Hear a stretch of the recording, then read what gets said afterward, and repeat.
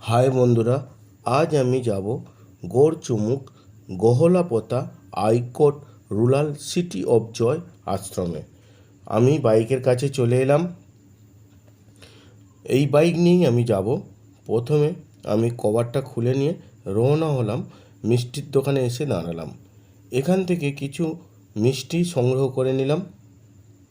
নেওয়ার পরে আমি আবার এখান থেকে রওনা দিলাম। বন্ধুরা, আমার চ্যানেলে নতুন হয়ে থাকলে আপনি চ্যানেলটাকে সাবস্ক্রাইব করে নিন। কিছুটা যাওয়ার পর আমি আমার গাড়িতে তেল তোলার প্রয়োজন আছে বলে পেট্রোল পাম্পে চলে এলাম। আমি এখানে তেল তুললাম 198 টাকার। বন্ধুরা, একটা কথা মনে রাখবেন, আপনারা যখন পেট্রোল পাম্প থেকে তেল তুলবেন সবসময় এই রকম অঙ্কের তেল তুলবেন। 100, 200, 500 এরকম অঙ্কের তুলবেন না। কথা বলতে বলতে আমি আবার রওনা হলাম। আমরা চলে এসেছি উলুবেড়িয়া হাই রোডের কাছে। আমি এবারে হাই রোড ক্রস করে ওভারব্রিজে উঠে পড়লাম।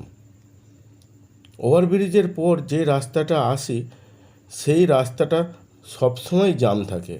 আমিও জামে পড়ে রইলাম।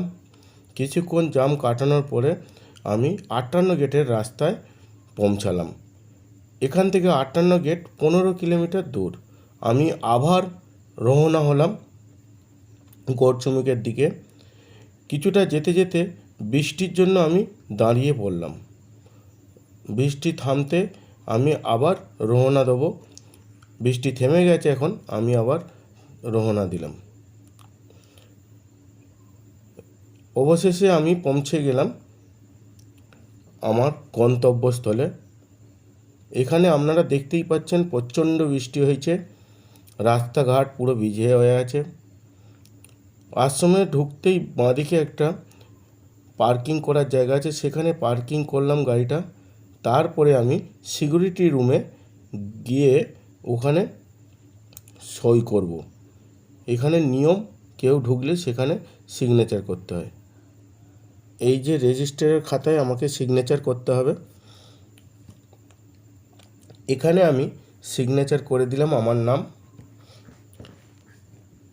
নাম লেখার পরেই আমি চলে গেলাম। প্রথমেই আশ্রম থেকে দেখা যাচ্ছে মাদার টেরেসার স্ট্যাচু।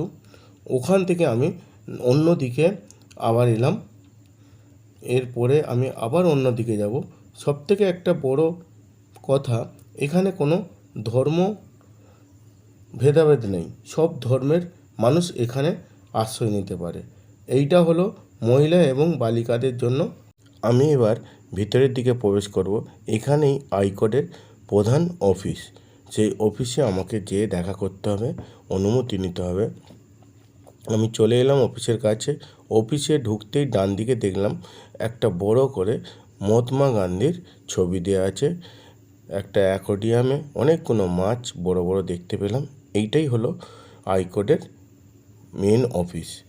এখান থেকে দেখা করার পর আমি চারিদিকটা দেখে নেব কোথায় কী আছে।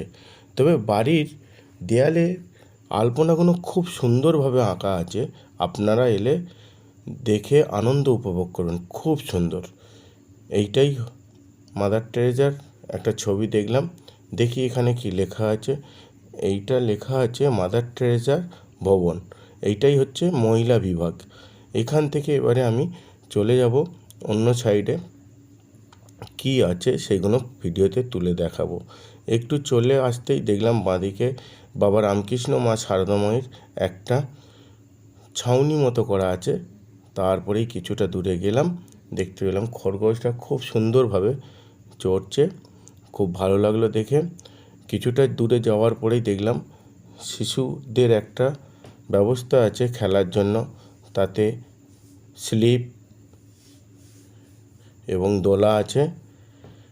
এরপরে ওখান থেকে বেরিয়ে আমি চলে এলাম পুরুষ বিভাগে। পুরুষ বিভাগে ঢুকে দেখি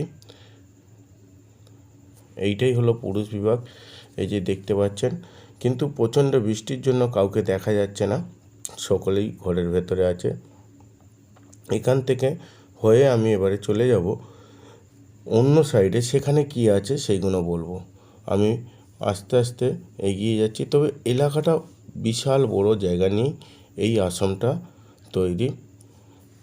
এইখানটা কি আছে, তবে সেই দিন খুব প্রচণ্ড হাওয়া দিচ্ছিল, ওয়েদারটা অতটা ভালো ছিল না। এটাই হচ্ছে প্রার্থনা ঘর, সব ধর্মের মানুষ এখানে এসে প্রার্থনা করে।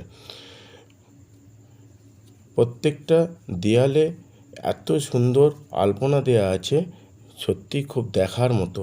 অনেকগুলো ঘর। এইটা হলো রান্নাঘর, এখানে আমি খাওয়া দাওয়া করব। আজকে কি রান্না হয়েছে সেটা লাস্টে জানতে পারবো। আজকে রান্না আমাকে দিয়ে দিয়েছে ভাত, মাছের ঝাল, একটা তরকারি। আমি খেয়ে নিয়েছি। এরপরে আমি বাসনটা ধুয়ে নেবো। আমার বাসন, এখানে নিজের বাসন নিজেকেই ধুয়ে নিতে হয়। ধুয়ে নিলাম। ধুয়ে নেওয়ার পরে আমি চলে এলাম রান্নাঘরে। এটাই হলো রান্নাঘর এবং এইটাখানে রান্না হয়। এখানেই আমার ভিডিও শেষ করলাম।